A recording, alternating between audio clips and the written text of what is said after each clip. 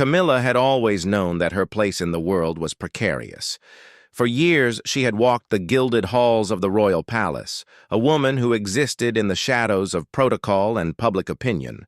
But knowing something in the abstract and living through its brutal reality were two very different things. The morning it all came crashing down began like any other.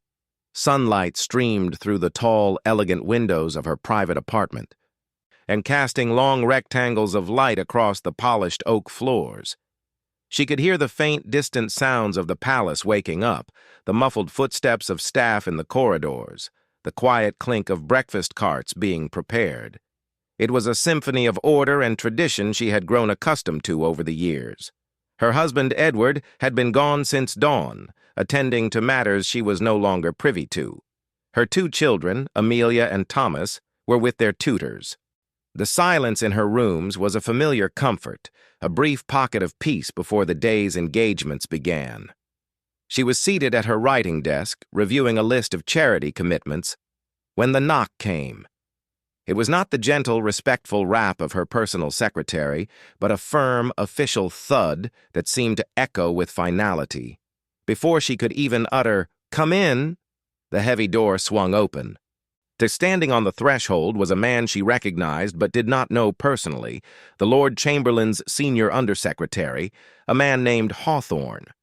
He was tall and gaunt, with a face that looked as though it had never learned to smile. Behind him stood two palace security officers in their crisp, dark uniforms, their expressions carefully neutral. Hawthorne did not step fully into the room. He remained on the threshold, and as if the very air in Camilla's apartment was now somehow off-limits to him. "Your Grace," he began, his voice devoid of warmth, carrying the flat, bureaucratic tone of someone reading a legal document. "I am here to inform you that, by order of the Crown, your residence here at St. James's Palace is to be vacated effective immediately." Camilla stared at him, the words washing over her without immediate meaning. It was as if he had spoken in a foreign language. "I'm sorry," she said, her voice quiet, steady. "There must be some mistake. My husband—" "There is no mistake, Your Grace," Hawthorne interrupted, his gaze unwavering. "The decision is final. You have 2 hours to gather your personal effects and the effects of your children. The security officers will remain here to assist and ensure the process runs smoothly." The word assist hung in the air, a thin veil for its true meaning: oversight, enforcement. This was not a request, it was an eviction. Camilla rose slowly from her chair, her hand instinctively going to the pearl necklace at her throat, a gift from Edward on their 10th anniversary. The pearls felt cold against her fingers. "This is my home," she said, the statement simple, almost childlike in its disbelief. Hawthorne gave a slight stiff bow of his head. "I will leave you to your preparations. The officers will remain outside the door." He turned and walked away, his footsteps a sharp, receding echo on the marble floor. And the two security guards stepped back into the corridor, but they positioned themselves directly in the doorway, their backs to her room, a silent, impassable barrier between her and the life she had known. For a long moment, Camilla stood frozen. The world outside her window continued, oblivious.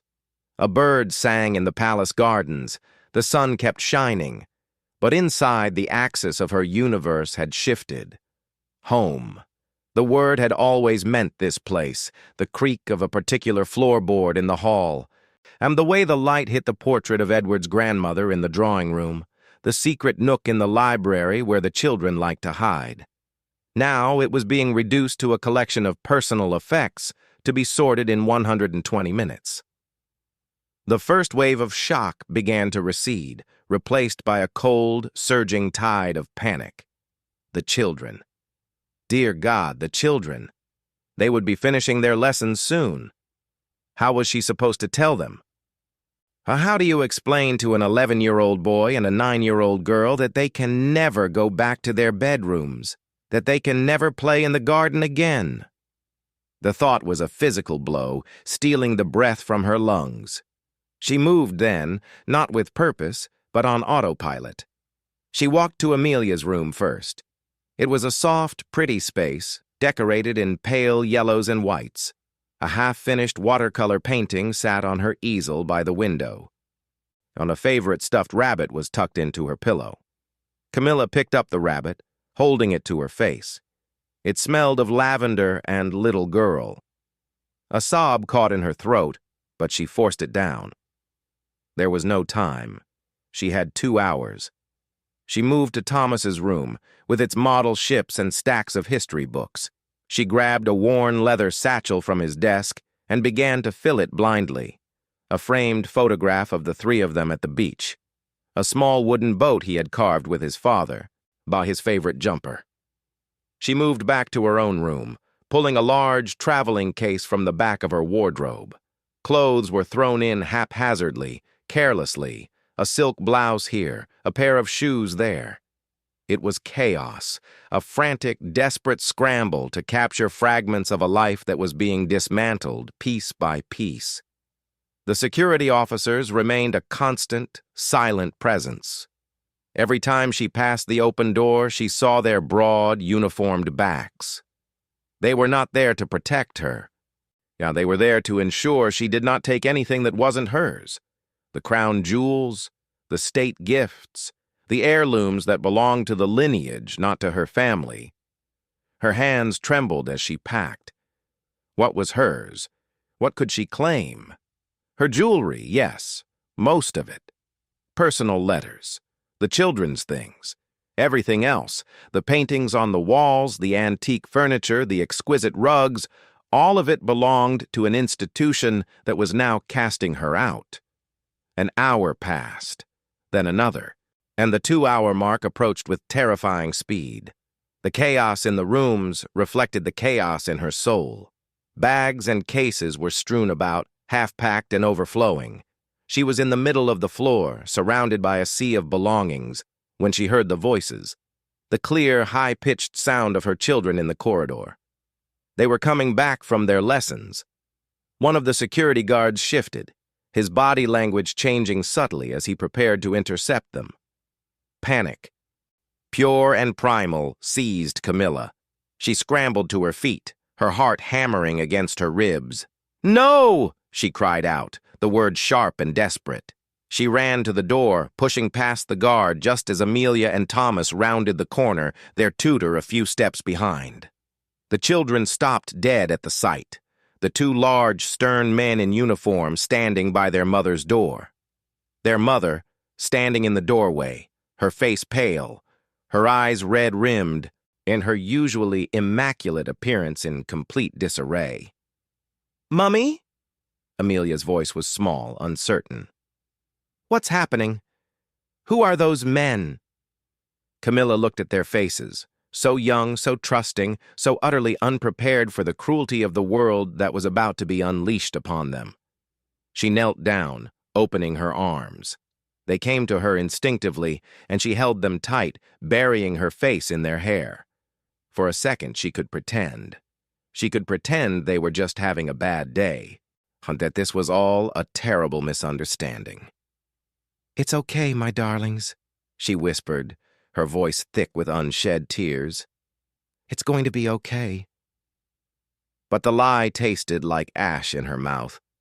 She could feel the eyes of the guards on her back, the cold, indifferent gaze of the tutor. She had to be strong. She had to be the calm in the center of this storm for them. She pulled back, forcing a smile that didn't reach her eyes. "We're going on a little adventure," she said, the words sounding hollow and insane even to her own ears. "A surprise trip, just us. But we have to go now, right now. Can you be my brave helpers and go get your favorite things? Just 1 bag each, quickly." Thomas, ever the pragmatist, frowned. "But what about my ship models? The big ones?" "We can't take them all, sweetheart. Just the most special ones. Hurry now, there's a good boy." She gave them a gentle push towards their rooms. Amelia looked back at her, but her eyes wide with a fear she didn't fully understand before disappearing into her room. Camilla stood up and turned back to the guards. The pretense of control was a thin, fraying thread. The tutor, a young woman named Evans, looked deeply uncomfortable. "Your Grace, is there anything I can do?" she asked quietly. "No, Miss Evans," Camilla said, her voice barely a whisper. "Thank you. I think it's best if you go now." The tutor hesitated, then gave a small nod and hurried away, eager to distance herself from the unfolding disaster. Camilla walked back into her room, the weight of the last few minutes pressing down on her. She looked around at the debris of her life. It was no use. There was too much, too many memories tangled in every object. She couldn't do this. She couldn't sort through 20 years of marriage in 2 hours. She sank onto the edge of her bed, her head in her hands. The adrenaline that had been propelling her forward began to ebb, and leaving behind a bone-deep exhaustion and a terror so profound it was paralyzing. Where would they go? What would they do? Edward had been shut out, silenced. She had no money of her own, no home to go to. Her family was estranged, a casualty of her marriage to a man deemed unsuitable for so long. She was utterly, completely alone, except for the 2 small children who were even now stuffing their most precious possessions into bags, trusting her to lead them to safety. The sound of Thomas's voice, calling from his room, jolted her. "Mummy, can I take my telescope? It's really big." She opened her mouth to answer, but no sound came out. Instead, a low, guttural sound of pure anguish escaped her lips. It was the sound of a dam breaking. The carefully constructed wall of composure she had maintained for 2 hours crumbled into dust. She stood up, but her legs wouldn't hold her. She stumbled towards the door of her room, towards the hallway, and towards the symbol of her captivity. The 2 security guards turned as she lurched into the corridor. They were large men, trained to be immovable, unemotional. One of them, the younger one with kind eyes, started to speak. "Ma'am, please, you need to—" But Camilla didn't hear him. She saw them not as men, but as the embodiment of the cold, faceless institution that was tearing her life apart. All the fear, the confusion, the desperate love for her children, the crushing weight of humiliation, it all converged into a single volcanic eruption of grief. She collapsed against the wall, her back sliding down the elegant, silk-covered surface until she was crumpled on the floor. And then she broke. Not a few polite, discreet tears that could be dabbed away with a handkerchief, but the kind of deep, primal sobbing that comes from the very core of a person's soul. Her shoulders heaved. Great, racking gasps tore from her chest. She wrapped her arms around herself as if trying to hold her fracturing self together. The sound that filled the quiet, opulent corridor was raw, animalistic, and utterly heart-wrenching. It was the sound of a woman watching her entire world collapse. The 2 guards stood frozen, their professional detachment shattered by the sheer force of her despair. The younger one's face drained of color. He looked away, unable to witness such naked pain. The older one, a veteran of decades of palace service who had seen everything from diplomatic scandals to royal tantrums, had never seen anything like this. This wasn't a performance. This was a soul being unmade right in front of him. He shifted his weight, his hands, clasped formally behind his back, now clenching and unclenching with discomfort. "Mummy!" The terrified shriek came from Amelia's doorway. She stood there, her stuffed rabbit clutched to her chest, staring at her mother crumpled on the floor. Sobbing uncontrollably in front of the 2 strange men, the image was seared into her young mind. Her mother, the strongest, most beautiful woman in the world, utterly destroyed. The sound of his sister's cry brought Thomas running.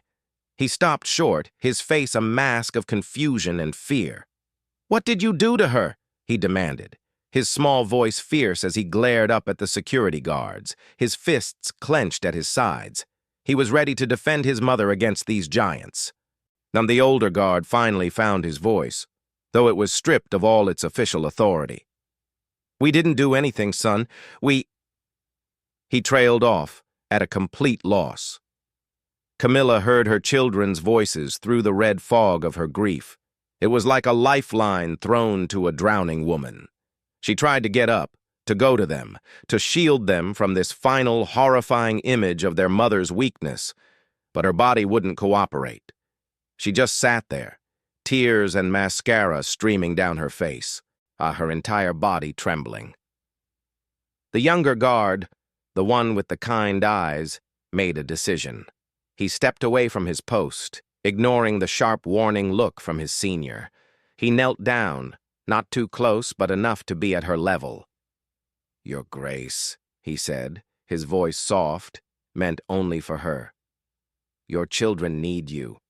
You have to be strong for them now. Just for a few more minutes."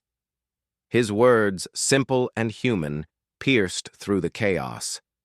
She looked up at him, her vision blurred by tears. She saw not a guard, but a man. A man who was offering her a shred of dignity in her most undignified moment. She took a shuddering breath, then another. She wiped her face with the back of her hand, smearing the makeup further. She looked at her children, frozen in their doorways, their small faces etched with terror. She had to get up. For them, she had to. She placed a hand on the wall and slowly, painfully pushed herself to her feet. Her legs were like jelly. The younger guard rose too, but didn't try to touch her. He just stood by, a silent support. "It's okay," Camilla whispered hoarsely to her children, her voice a broken echo of itself. "Mummy's okay. Just a little sad. Come here." They ran to her, and she wrapped her arms around them both, holding them tight. She could feel them shaking. She had done this. Her breakdown had terrified them. The guilt was a fresh, sharp knife twisting in her gut. The older guard cleared his throat, his discomfort palpable. "Your Grace." "The cars are here. It's time." Time. The word was a sentence. Camilla nodded, not trusting her voice. She looked down at her children. "Get your bags," she said softly. "It's time for our adventure." They retrieved their small bags, and Camilla grabbed her own hastily packed case. They walked down the corridor, a small ragtag procession. The two guards followed at a distance. They passed palace staff, who averted their eyes, suddenly finding great interest in the floor or the walls. The walk to the side entrance, the one used for deliveries and discreet exits, felt like a mile. At the door, a plain, black, unmarked car waited. No fanfare, no dignified royal departure. This was a back alley expulsion. A young man in a black suit held the rear door open. Camilla helped the children into the back seat, then turned to retrieve their bags from the guard who had carried them. As she took the last one from the younger guard, their eyes met. "Thank you," she whispered. It was for the kindness, for the moment of humanity in an inhumane process. He gave a barely perceptible nod, his eyes full of a pity he couldn't express. Camilla got into the car. As soon as the door closed, sealing them in the silent, leather-scented interior, the dam threatened to break again. But she looked at Amelia and Thomas, huddled together, their faces pale and anxious. She reached out and took their hands. "It's just the beginning of a new story," she said, her voice still shaky, but firmer now. "We'll be okay. We have each other." The car pulled away from the palace, the only home her children had ever known. Camilla did not look back. She couldn't. She stared straight ahead at the unknown road unfolding before them, holding her children's hands as if they were the only solid things left in a world that had suddenly become quicksand. The heart-wrenching scene in the corridor was over, but the long, uncertain road of their new life had just begun.